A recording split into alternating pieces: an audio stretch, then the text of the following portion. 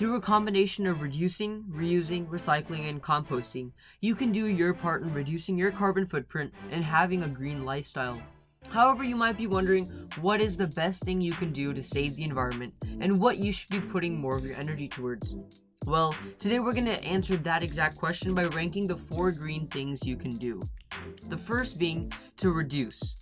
Reducing is the best thing you can possibly do, and while this may seem impossible in some cases, as there are many things you can't live without, it commonly goes hand in hand with reusing, which we ranked as the second best thing you can do. Now, almost anyone can completely reuse anything and everything in their daily lives. However, just using a reusable water bottle will do wonders to save our planet for future generations. However, if you're looking to go zero waste, make small changes over the course of a few months so you stick with it.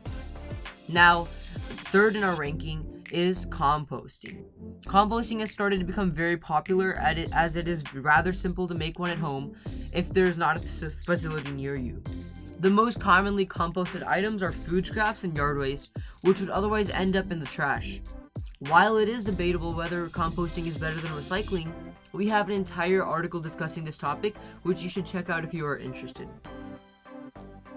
The fourth in our rankings is recycling. Many people are under the impression that by recycling they're saving the planet.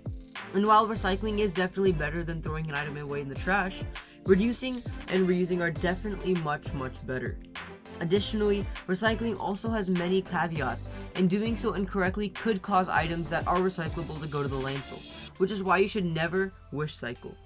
This is why you should always check if something is recyclable on our app.